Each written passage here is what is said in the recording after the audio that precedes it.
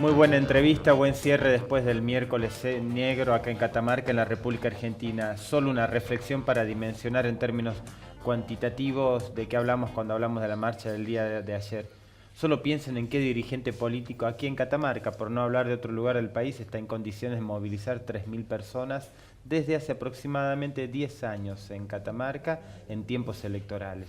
Y Solo piensen eso. Como decían las chicas, a diferencia de la primera marcha, en este caso fue todo muy espontáneo.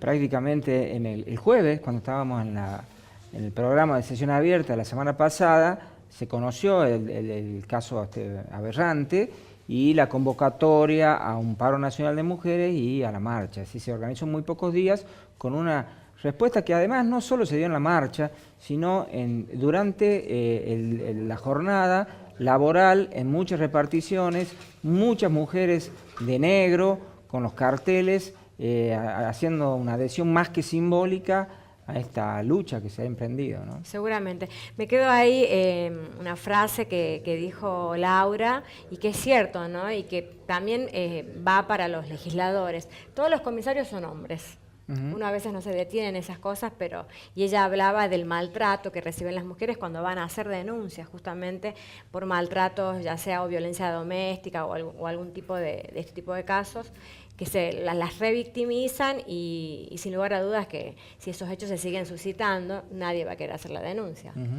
Bueno, y otro de los temas fuertes, saliendo del tema de la lucha de las mujeres en contra de la violencia de género, no solo de las mujeres, sino también de las mujeres y de muchos hombres que acompañan esta lucha. Otro de los temas fuertes del día, por supuesto, ha sido la entrevista con el ex ministro de Economía, Axel Kicillof, actual diputado, que están discutiendo el presupuesto. Ese tema nos queda un poquito pendiente, ya nos íbamos a ir muy lejos porque es un tema además muy técnico, pero el proyecto de presupuesto es el diseño de la política nacional de quien lo propone, ¿no es cierto?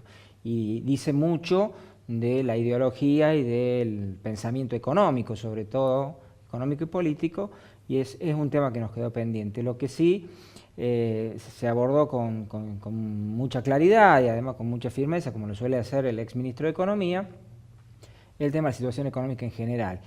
Y particularmente hay un tema que me gustaría analizar y es el del famoso acuerdo al que se ha llegado ayer con la CGT unificada con el gobierno y un grupo de empresarios, una convocatoria a un diálogo que ha quedado bastante acotada porque han quedado afuera. Claro, es un diálogo cómodo para el gobierno, ¿no? Es un remedio de pacto social, porque hay algunos actores que están convencidos de que no se debe ir muy a fondo en la discusión. Sí, pero además eso es un pacto social, entre comillas, muy cómodo para el gobierno, porque ha dejado afuera a los gremios combativos y a los sectores empresarios de la pequeña y mediana empresa, que son además los que tienen una visión más crítica de la actual política económica, pero además que tienen muchas más propuestas para hacer, justamente porque son visiones críticas, ¿no?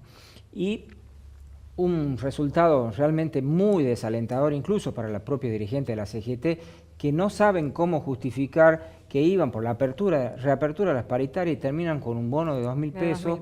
Para algunos si quieren y ya veremos, ¿no? Un bono que no hace sino recuperar apenas un 10 o un 15% de todo lo que se perdió a lo largo del año, ¿no? Y se hace como borrón y cuenta nueva para empezar con las paritarias del año que viene como si nada hubiese sucedido. Peor todavía, porque en declaraciones radiales hechas hoy a la mañana, el ministro de Trabajo, Triaca, pensaba que las negociaciones de las paritarias del año que viene tenían que ir a la baja, no teniendo como punto de partida lo perdido en términos de poder adquisitivo durante el año 2016, sino las expectativas de inflación del año que 2017. la fijan ellos mismos. Tal cual, sabemos cómo termina eso. O sea que hay pérdida del poder adquisitivo en el transcurso del actual periodo y ya se anticipa probablemente una pérdida del poder adquisitipo para el año que viene, porque se está hablando de una expectativa de inflación del 17%, que sabemos que es muy difícil de cumplir, porque hay una inflación estructural que va a ser muy difícil de erradicar, sobre todo cuando hay una economía en crecimiento, como se supone que puede llegar a haber, según la visión optimista del gobierno, para el año que viene. Esa inflación estructural es de más o menos entre el 1,5% y el 2% anual. Recordemos que el año pasado, hasta que se disparó la inflación por los anuncios de devaluación y por la devaluación en sí mismo, la inflación iba a rondar el 23 o el 24%.